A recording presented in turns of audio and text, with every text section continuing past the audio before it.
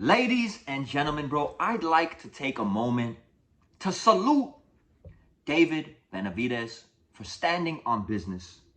To salute David Benavidez for respecting his fans and letting it be known where he built his young and early career, his young and early legacy, where the Mexican monster really became the Mexican monster that is in the United States of America, my friends, bro. Good old America. Salute to the USA, man. David Benavidez recently had a podcast, man, with Pound for Pound with Kamaru Usman and Henry, bro. Salute to those guys, man. They have a hell of a podcast, bro. I tune in time to time. If you guys haven't checked them out, you should definitely go and check them out, bro. And they asked David Benavidez, and I love how David Benavidez answered this question, bro. They went ahead and asked him about Turki Al-Sheikh, bro, and fighting in Saudi Arabia. And I believe Turki Al-Sheikh wanted him to fight in Alcatraz. We've seen that big spectacle that Turki Al-Sheikh had in Times Square that really didn't have much fans in there. I feel like it took away a lot of that fire that a lot of these fighters have and a lot of that momentum they gain from the fans in these big fights, bro. David Benavidez, first and foremost, in a respectful manner, saluted Turki Al-Sheikh. And I think we do have to, in a way, salute Turki Al-Sheikh, bro, because he definitely is putting money into the pockets of these fighters, bro. He's definitely trying to put on these big events. I know that he has these fantasies, bro. And, you know, there's mixed feelings and emotions about it with the boxing fans, bro. But I'm going to have to side with Benavidez when he said that, you know, with all due respect, he would like these big fights to be in Vegas and T-Mobile Arena. You know, hey, maybe even New York, but at the Barclays, bro. Maybe even Los Angeles in the crypto, but these huge arenas in America, bro. And I gotta go ahead and respect David Benavidez for that, bro, because he said he built his fan base over here, bro. A lot of people in Saudi Arabia, bro, and again, this is no shade, bro. They really don't know a lot of these fighters that built a name and a legacy in America, bro.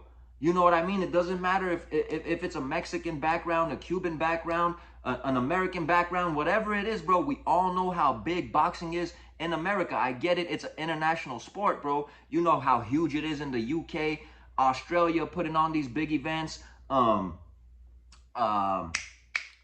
Munguia going back to Mexico. But in all due reality, bro, with all due respect, man, Saudi Arabia is not one of the countries you think about when it comes to the sport of boxing, bro. I get it that these dudes are getting into it. I get it that Turki Al-Sheikh is trying to put on these big events. And I feel that he does care about the sport, bro. And he does care about paying these fighters.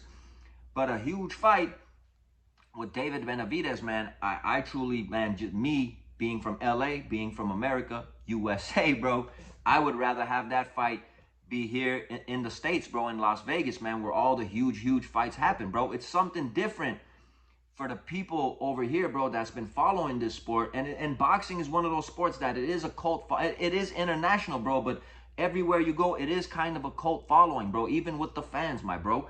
And it's just something different when you get together at a bar or when you get together at a homie's house. And, you know, you pop open those drinks, you start up the grill, you sit down, you talk your shit, bro. The times that the fights start, you know, in the evening when the sun is down, bro, it's a different feeling, a different vibe, and a different atmosphere. Even if you are not over there watching it live is the point that I'm trying to make, bro. And these fights in Saudi Arabia with these random times in the afternoon is just not the same, bro.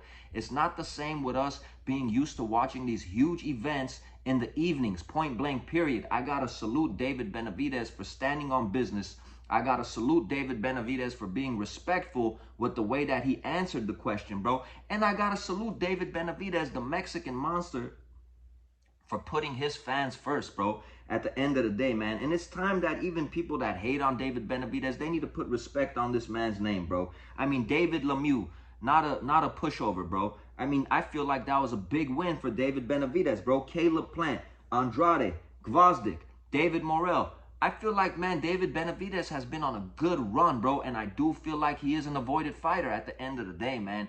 I think Canelo Alvarez, bro, could have beat David when David was first calling him out, man. I'm not so sure about now anymore, man, with David even adjusting to the light heavyweight division, bro. fighting there now, bro, and calling out dudes like Bivol, calling out dudes like